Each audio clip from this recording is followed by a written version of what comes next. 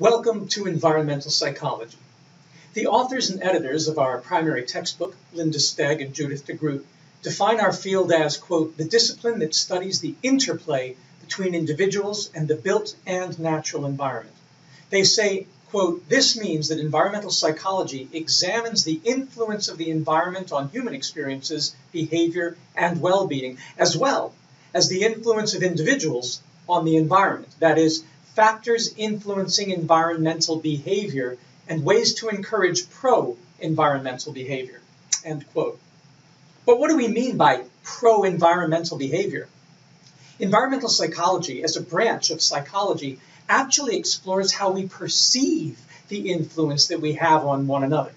We can suppose that, quote, pro-environmental means behavior that influences our environments in a good way. Does that mean doing things that are good for the environment or things that make the environment good for us? You see, it isn't so simple. So in this course, we must explore what we really mean by good environments and good environmental influences and what the relationship between each of us and our environments truly is and can be. Clearly, our environments influence us and we influence our environments. In fact, each of us actually is an environment. The word environment derives from the French environ, which means to surround. Now, when you're a newborn baby, your mother's arms surround you in a loving embrace, and she is your first environment.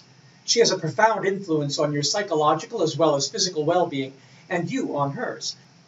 This continues as we extend the circles of embrace to our fathers and family members and friends, and our cribs or cradles, our rooms, our homes and gardens, and schools and communities, and wherever we may wander until we eventually become aware that we are and have always been in the embrace of another mother.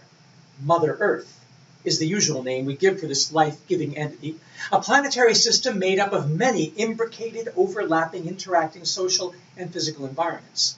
That's environments, plural, environments. Let's start out our class clear about one thing. There is no such place, no such thing as the environment. There are only our environments. No doubt the one that tends to concern you most, affecting your psychology, is your immediate environment, wherever you happen to be at the moment, i.e. whatever and whoever surrounds you at whatever radius you choose to or are able to perceive.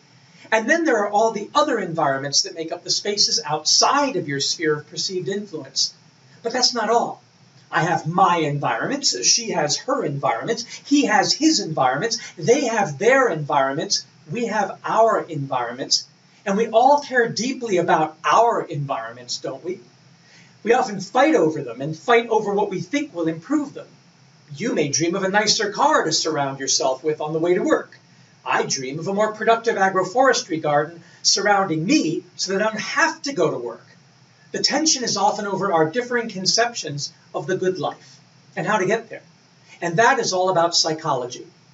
I suppose we could call the sum of all those overlapping and interacting environments the environment, but that term, the environment, would still be ill-defined because we're all surrounded by an infinitely expanding universe whose cosmic radiant energy and particles and even celestial bodies, like moons and asteroids and meteors and perhaps even spacecraft, have had and will continue to have a tremendous influence on us.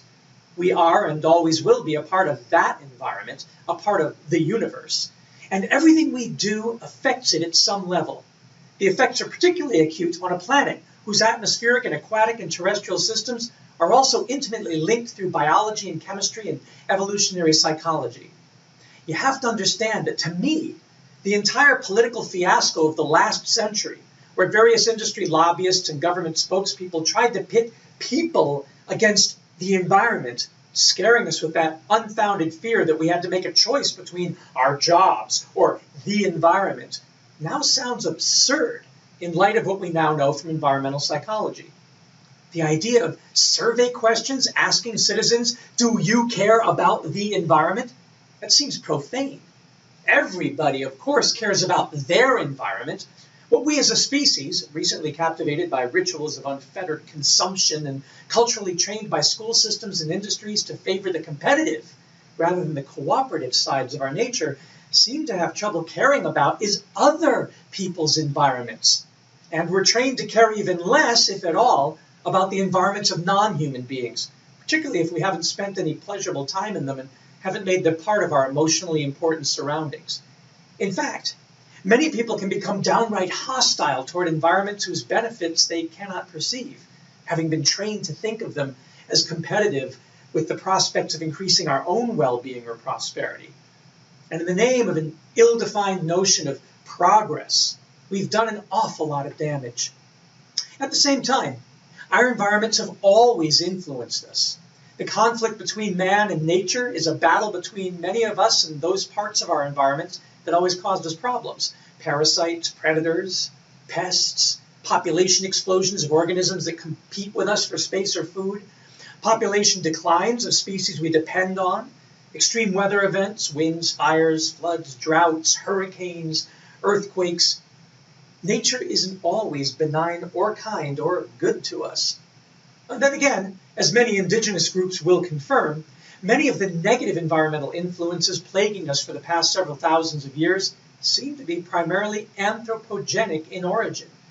They often reflect ecosystems out of kilter, out of balance, with compromised resource flows and interrupted systems of recycling and exchange. The tragedies and horrors of slavery, sad stories of human migration, and the nightmares of our political conflicts can usually be traced to a human-induced change in our environments that overwhelmed nature's ability to be productive. Water scarcity in the form of droughts and food scarcity in the form of famines often have roots in deforestation and bad agricultural practices that caused erosion and loss of soil fertility and that drove extinction of game animals.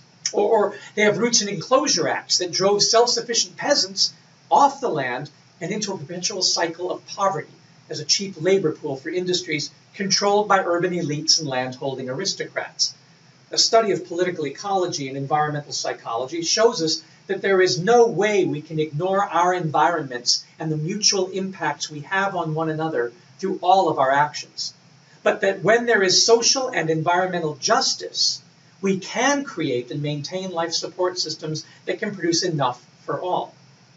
Our current climate crisis provides the perfect example. Since the dawn of civilization, some members of our species have had a growing and disproportionate effect on our physical environments, recklessly clearing forests, draining swamps, salting the earth, creating deserts and wastelands, primarily as a result of our short-sighted agricultural techniques and our propensity for war and violent political conflict. And since the industrial age, with the extraction and burning of fossil carbon sources and the discovery of antibiotics dominating our technological portfolio, our population has risen eightfold, and with it, our impact. Keep in mind that as of 2019, we have nearly 8 billion people on Earth. When I was in high school, there were only 4 billion, and we still had severe environmental degradation problems back then. While when my father was in high school, there were only 2 billion, yet we were still fighting world wars over access to resources like oil. And when my grandfather was in high school, there were only 1 billion people on the planet. Yet this didn't mean we weren't killing millions with mustard gas in European trenches to claim more territory for our agricultural and industrial expansion. The big difference is that back then, there were still places that people could retreat to, places where indigenous people actually maintained their traditional and respectfully adapting lifestyles, where humans and our environments could maintain some kind of productive homeostasis. Many human groups throughout history actually developed an environmental psychology that did foster a relatively sustainable relationship with the ecosystems that surround them. The continued existence of indigenous hunter-gatherer and horticultural peasant societies today proves that. The constant collapse of civilizations these groups witnessed through the centuries seems to have helped them avoid the worst excesses of the human tendency to exploit our surroundings without respect. Many of them, like the Penan people who live in what is left of Borneo's once majestic rainforests, fled agricultural civilization and returned to the jungle once they saw how bad things could get in civilizations dependent on grains. Others rejected dependency on the Industrial Revolution and headed for the hills and the fields. Even today, people are detaching from modern capitalist and socialist and communist civilizations and forming their own autonomous eco-villages. And up until quite recently, there was actually always that hope of starting over and getting it right. The question we must face now is, can we get it right? The horrible effects we have had on each other and our environments in the past, when our numbers and influence were so much lower, are nothing like they are today, with 8 times more people than existed for most of human history suddenly competing for the same resources, but using technologies that are ever more powerful and effective at extracting and exploiting. There's a formula that describes this influence that will help you frame this course, called the IPAT formula. It states that impact, or human influence, I, equals population P times affluence X times technology T.